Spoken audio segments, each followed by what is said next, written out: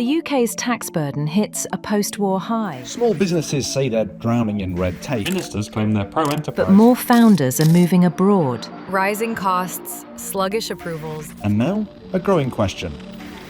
Is the British dream already broken? Britain is at a crossroads. Taxes are the highest in a generation. Public services are crumbling and growth has flatlined. But what if it didn't have to be this way? What if we could look across the Atlantic to the country that has outpaced Europe because it has created a political culture that celebrates enterprise and personal ambition? So we came to Washington to find out what Britain is missing and how we can change the narrative. This series is brought to you by the Institute of Economic Affairs in partnership with the Land of Opportunity. Dr. David Rehr is the Director for the Centre of Civil Business Engagement at George Mason University. He knows more about the burden of over-regulation for businesses more than just about anybody.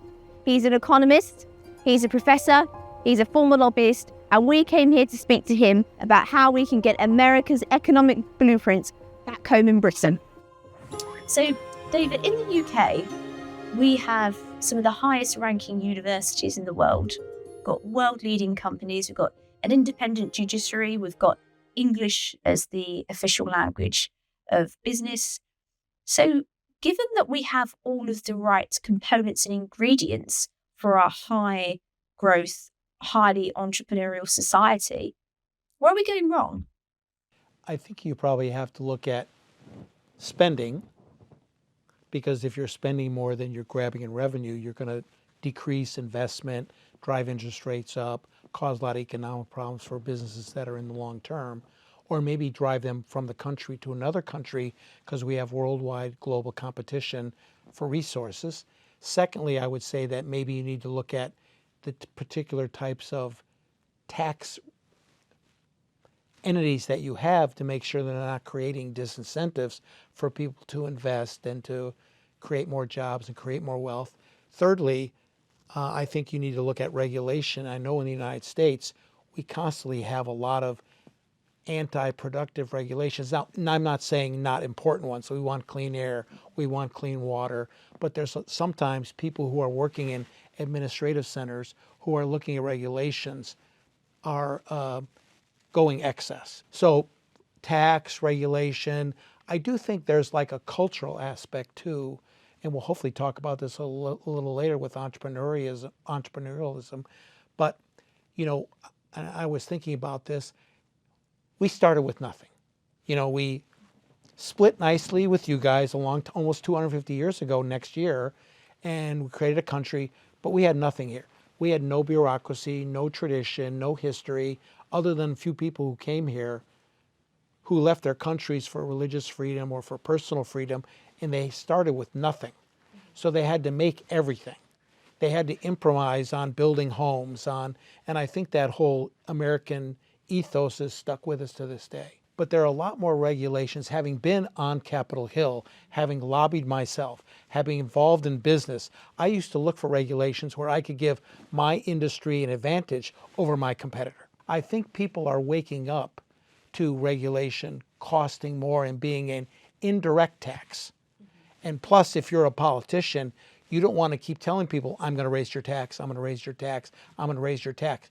You think about very clever ways to essentially hide revenue and taxes from people so they don't feel like you're the bad person always taking money away from them and using it for something else. Do you think it's harder as a lobbyist to lobby for private sector interests, given the automatic response from a lot of the groups that are opposing you will say, well, yeah, but you're just in it for the money. You don't care about anybody else. Yeah. I would say that's the argument that they make, but I also, with my students, and we look at nonprofit lobbying organizations, I tell them all, you're only a nonprofit one time a day, and that's on tax day.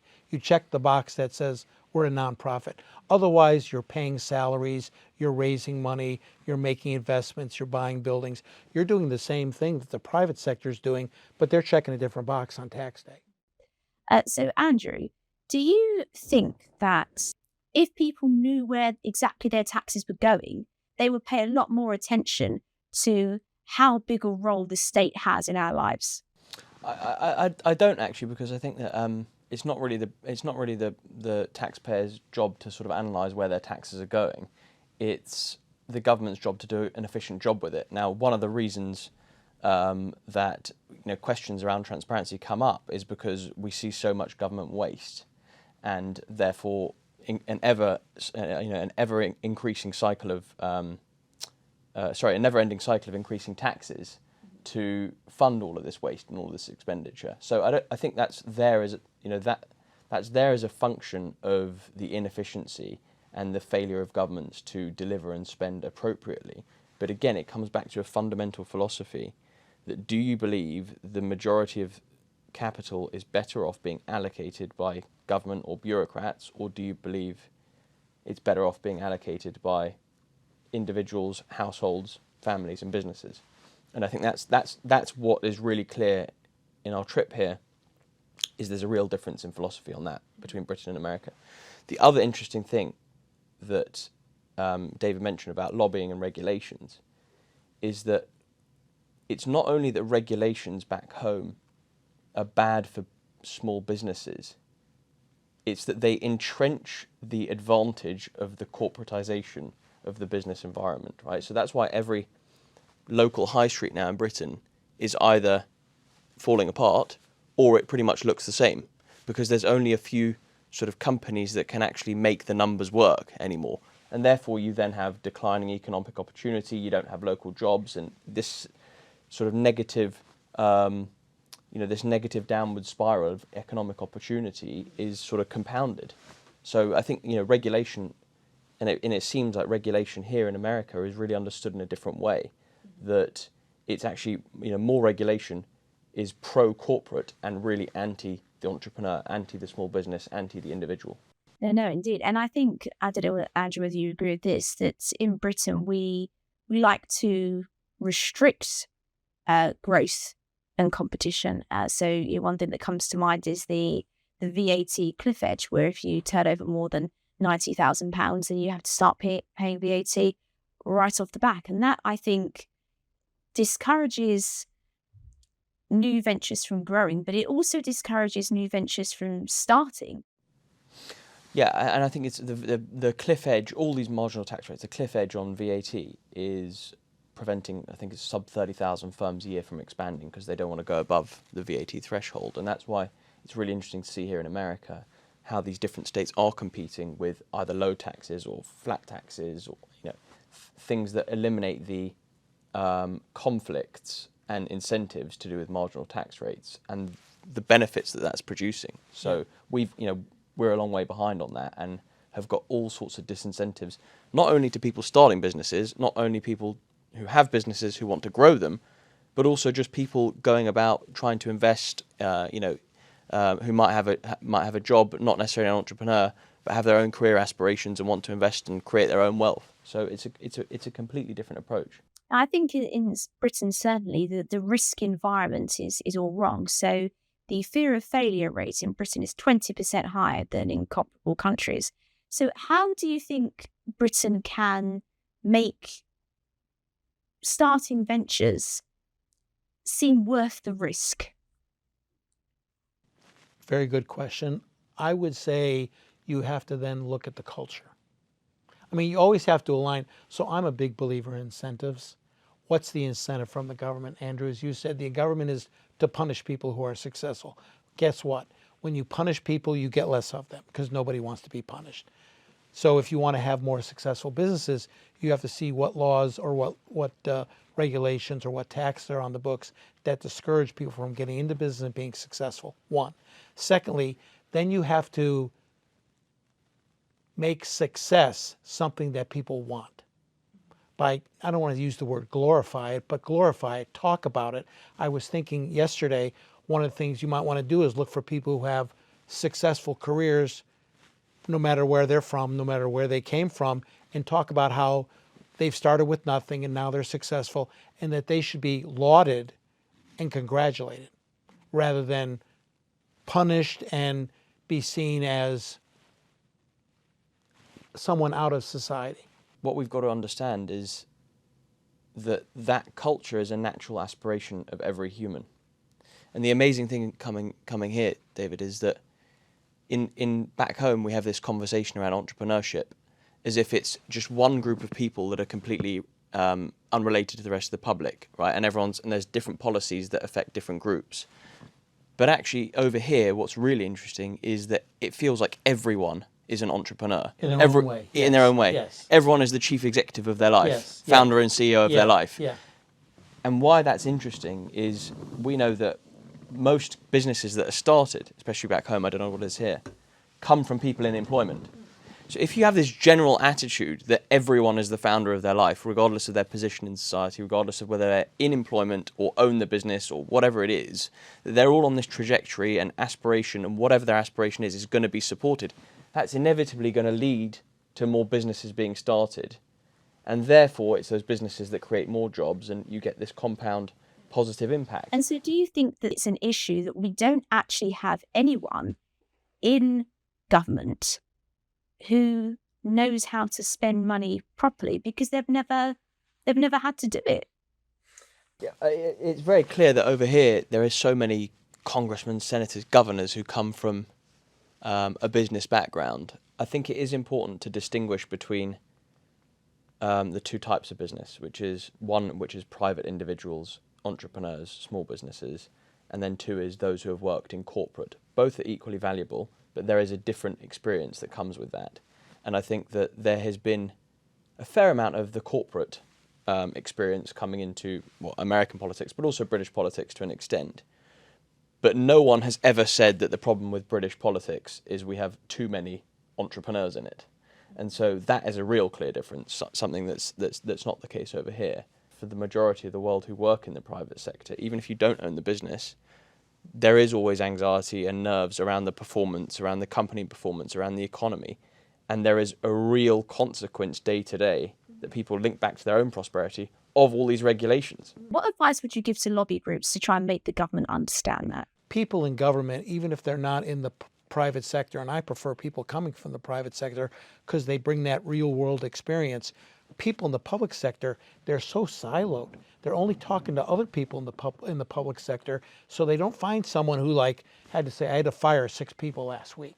Didn't like it, was terrible, felt bad for them, but I couldn't afford it. Otherwise, our business would go bankrupt. You just don't find that. So I would say one would be bringing those people into the real world all across the UK, meeting folks. Secondly, I would say run people against the incumbents who are entrepreneurs. Because that's the quickest way you can get the attention of an elected official is have a candidate talking about things that they're not familiar with. And I think competition, like it does in business, does well in government because you're then getting the best of the best because you're letting everyone kind of examine the options and make their best choices. One of the things that's always confused me is that when you have a lobby group that is asking for growth, you think, well, who on earth is going to disagree with that? Who is anti-growth? Who doesn't want to have a vibrant and dynamic economy? So who do you think in the US are the opponents of low tax and low regulation? Union employees in the public sector, anybody who benefits from public sector largesse, because innocently or not innocently, they think if we reduce spending, my axe gets gored. And I don't want that because I depend on all this public money to fund my organization, my staff, my resources. And they might have good reasons for doing what they're doing, not questioning their credibility. But anyone who kind of benefits from government, which is earlier to we don't want a tipping point where you're so dependent on the public sector that it totally strangles the private sector through taxes or through regulation, which would be hidden taxes. And then basically once the golden goose, I'm sorry for all these different analogies, but once the golden goose is gone, no one has money. Yeah. And I'm surprised, frankly, that there are not more Democrats in Washington and Liberal Party members who say, we're for growth. Because growth for growth means ultimately more money for them to spend.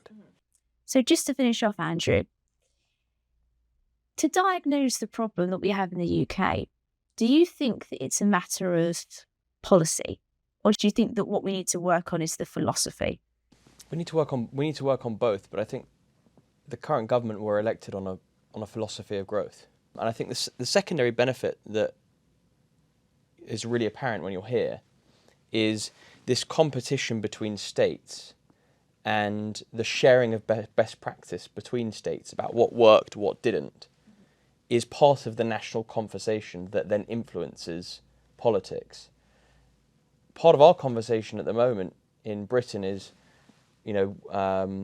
higher taxes, wealth taxes, anti-enterprise culture, and one that's the opposite.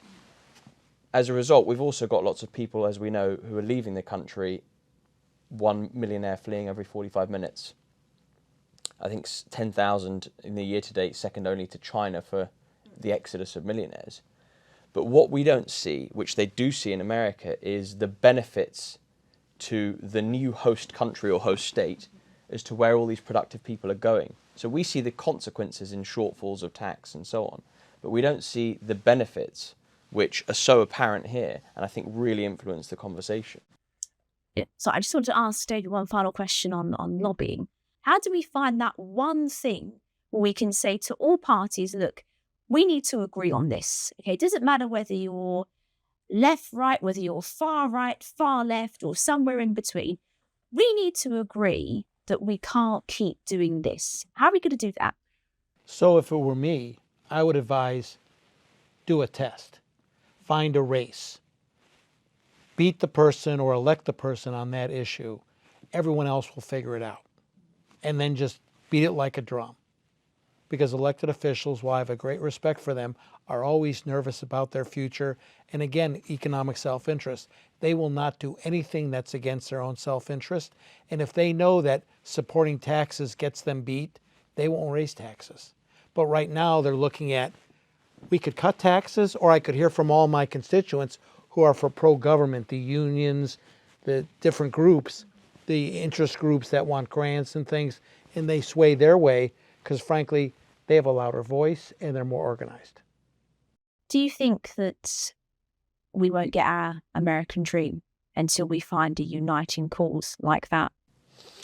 I'm always optimistic on the innate talent and the entrepreneurship and innovation of the British people, and that's always going to be there, and that's something that politicians can affect, but they can't fundamentally change. And we have an incredible ingredients to create our own version of that. We have done it before, we can do it again. We've got some of the world's best inventions, some of the world's best companies, most famous entrepreneurs. So we have the ingredients there. So it's hopefully a matter of time before we get back to it. And still hoping that the current government are going to pull a rabbit out of the hat and do what they campaigned on that gave them such a big mandate and majority to do so. So David, we started this conversation, you said that American public are endeared to the American dream. Do you think that if we put you an extra seat on the plane home, that you would be able to come to Britain and give them their American dream? Do you think it's a uniquely American trait, or do you think it can be applied everywhere? I actually think it can be applied everywhere. We're just have the American dream because a long time ago when somebody said, oh, we've got an American dream, and then we all repeated it. Yeah. But everybody wants to live better. They want their kids to be better. They want to live in a home. It's basic human necessities plus, and I think everyone desires for that, which is why we see lots of people leaving countries that don't offer that. And we have people, we could get into a whole discussion on immigration, but a whole group of people coming to America and want to live here constantly. You could find someone, I take cabs all the time, and I've always loved talking to the Uber drivers, and I'm like, why are you here? And they said, because my family can go to college. I couldn't go to college in my home country. My family couldn't go. I came to America. I worked 3 jobs because I want them to live the American dream. And they get it while speaking in broken English. And I might just add one thing that Andrew mentioned and that you mentioned. I wouldn't necessarily rely on one thing. In my life, in politics and in economics and even in academia, you can't always put a high probability of success on just one thing. The most important thing is to begin the discussion and then inspire people to move. Because when you inspire people to move, it's hard to stop and things just happen. The only inspiring that the government's doing about moving at the moment is inspiring people to move away from the Right, UK at right, the moment. which is bad. So we've got to move the other way. Worked out that people who have money are, funnily enough, very mobile. But it's not only that. It's because there's a big debate at the moment about all the millionaires fleeing the UK, and there are X amount of millionaires in the country, and who really cares if they leave or whatever. But it's not about the majority of millionaires who became millionaires through buying a house very cheaply 50 years ago. Yeah. This is the millionaires creating growth today, making money today, creating opportunities for others who are moving away. Right. And be able to buy houses and 100%. lives, And yeah. it's the future entrepreneurs. Right, yeah. It's the people currently working as a waiter or in the medical industry who are going to either look for a promotion or look to start their own business. They're also the ones leaving as well. And that's widely underreported. So we do need to create a movement, but it needs to be the other way. No, I know. And we have, thank God, we have the Constitution because the individual states set their own revenue and tax rates. We have the same thing in New York where people are moving from New York to Florida. You know, countries are serving as incentives to get people who don't like high taxes, high regulation, bad crime, etc., are going, I'm going to move somewhere else, but they're able to move to another place in America. Andrew, do you want to explain a little bit about what you're trying to achieve with the Land of Opportunity? Yes, so the Land of Opportunity is a campaign that I launched because rather than examining a specific set of policies that could make a difference to our economic situation back home, I wanted to examine the philosophical approach between the European economic model and the American economic model, because we have the opportunity now to decide where we're going, to create a new vision. And it's my belief that the American economic blueprint is the one that we should be following. So Land of Opportunity is about exploring that. It's about examining the philosophical approach in America and hoping to bring that back home to then influence politics on top of that. We know that in 2008, don't we, that the EU and the US had a pretty much level pegging on GDP. And now America is 50% bigger. Yes. And Europe is not. I've been there a number of times. I think what really spells out the EU, the second time I was there, they had a campaign that was literally a banner on all their buildings that said, EU, we're making a difference. And they spent $10 million on that campaign. And my first thought was, if you were making a difference, you wouldn't have to spend the money.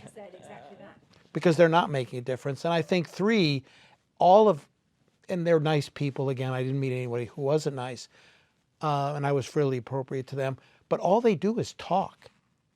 I mean, they talk and they talk and they talk. And unfortunately in the global economy, you have to act. Actions matter. Right, because when you have actions, you create value, you create jobs, you create taxes, you create growth. And then finally, meeting I met I'm not sure he's there anymore, but I remember a Danish member of the EU who was in Washington. We were talking, and I just said, explain to me the budget. And he goes, David, I can't. I go, do you guys ever do an audit of the budget? He goes, we don't. So I said, you're spending people's money and you're not telling them where it's spent. He goes, we can't even tell you where it's spent. So they have no idea where it goes at all. That is horrible for your people. That's more common than you think as well. Right.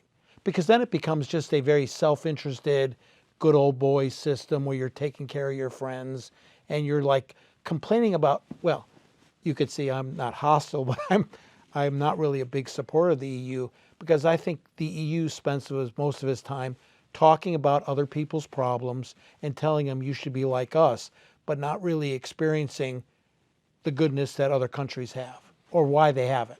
Can I say I think the Land of Opportunity campaign is about the belief that Britain has to be a land of opportunity if it is going to have a prosperous future. And it needs to embrace that approach. And especially a land of opportunity for younger people. If you look at the European approach to the industries of the future that are going to be creating the prosperity, their first instinct is to regulate it to the point where it doesn't even exist. Contrast that with America's approach, which is to embrace the innovation, embrace the spirit, and let the free market work its own magic. And the benefits are absolutely clear. So the land of opportunity is about painting that picture, examining both models, and hopefully coming back with a message that we must follow America's blueprint, not the EU's. Great to speak to David. I think the two things that came across there were firstly that regulation is actually a hidden tax. And not only is it a hidden tax, but it actually can favour big business and really harm small business. And I think the second point was that America's entrepreneurial culture is rooted in its founding. And it's not only entrepreneurs who are celebrated, but it's everyone in pursuit of their dream in their career is considered an entrepreneur in their own right.